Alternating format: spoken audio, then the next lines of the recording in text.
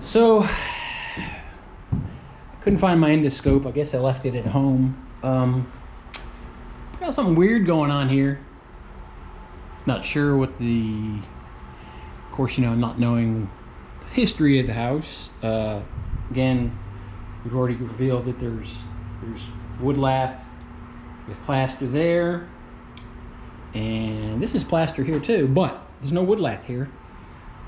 There's like, all right, so whatever they did, it looks like they took sheetrock to mimic the width or the thickness of the wood lath. Right there. So you got the wood lath, and then they stopped it here, and then there's this right here, and then they've got a real thick layer of plaster. What's that, about 3/4 of an inch probably, just a guess. Pretty solid stuff. And then another 3/8 inch sheetrock. Let's see if I can get a tape measure. Look at the actual thicknesses of these things. And the only reason I point this out is because it's gonna make it challenging, because being it is sheetrock and plaster and sheetrock, that's not the true thickness, because I bumped it out a little bit, and so I gotta figure out how to get that kind of back to where it was. I don't know if I'll be able to. I'll end up with a hump in the wall. Anyways, lath is what, about, it's a sucky tape measure, inch, let's see, so 3/8 of an inch. Maybe that's what the lath is, 3/8 of an inch. I'd have to get a piece of lath. There's a piece right there.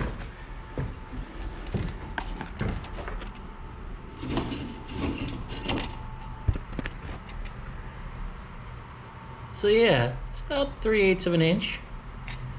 About 3/8 of an inch on that wood lath.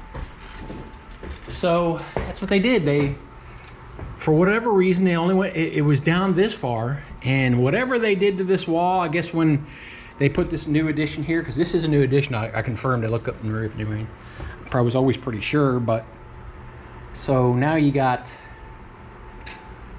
what was that, man, yeah, about a 1/2 inch actually. I overestimated, actually maybe a little bit more. It's hard to get where the line is. It's just about a 1/2 inch. Sometimes I'm not that great estimating when I'm just eyeballing, but know that that's 3/8. So you got 3/8, 1/2 inch, 3/8. So 6 plus 4, 10/8. So 1 1/8 inches. Oh, yeah. No.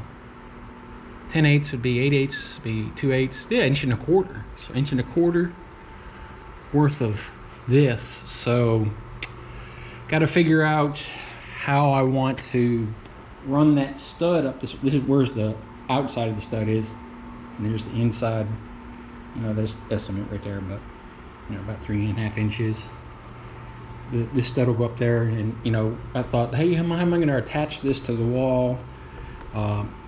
Idea being here that maybe I'll just strip it all the way down and go up to the stud wall, but that presents a problem when you have those right there, because then when you cut into those, you make them free floating. Now over here, what I done to eventually put this 2x4 in here is I cleared out a path where all the keys were. That's what's called the part that curls over like that. I think it's called a key. Kind of keeps it anchored. And I cleared up a whole path where I could stick the 2x4 in there, and that's the outside of the 2x4, which going this direction. So it'll be like this going up here, and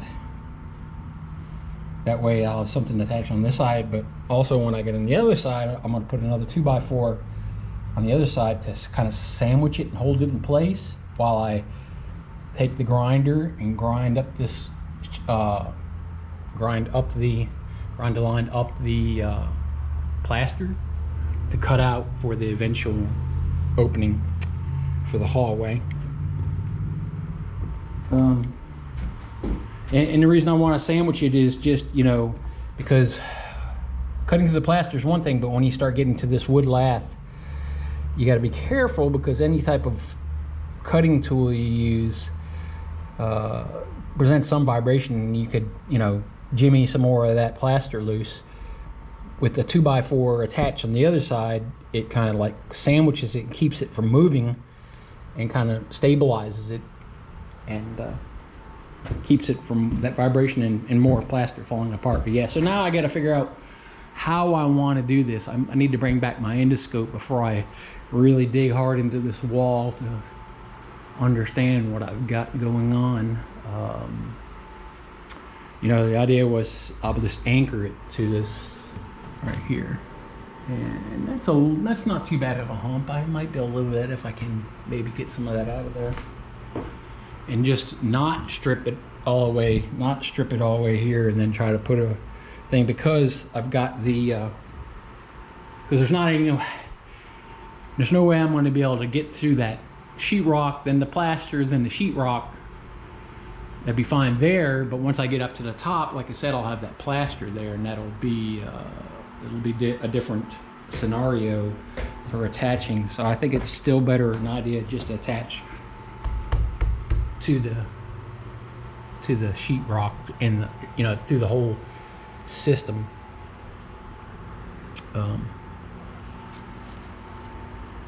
Might strip that down a little bit. Obviously I'm gonna strip it down all the way, because it's got to come, this whole section has to come out. Be interesting to get that. Yeah, I mean, that right there is going to present an issue right there with that being the case. It may be that, you know, like I said, it'll be free floating at that point, and I don't really have a way to secure it unless I get underneath it, and I'll have to figure something out.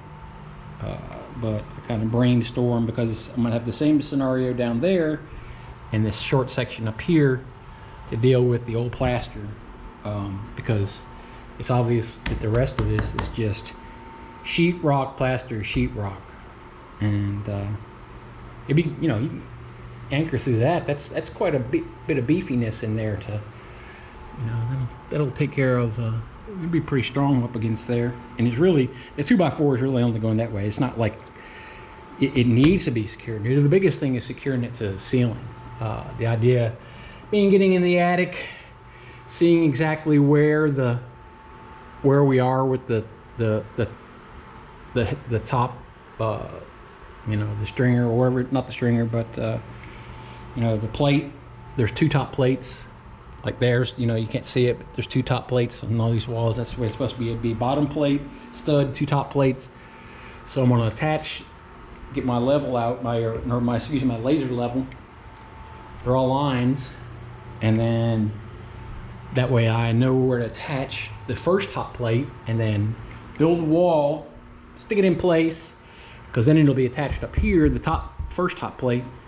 It'll have something to secure it to. But like I said, get up there, and if it's not directly below a ceiling joist, which I, you know, probably not going to be that lucky, then I'm going to have to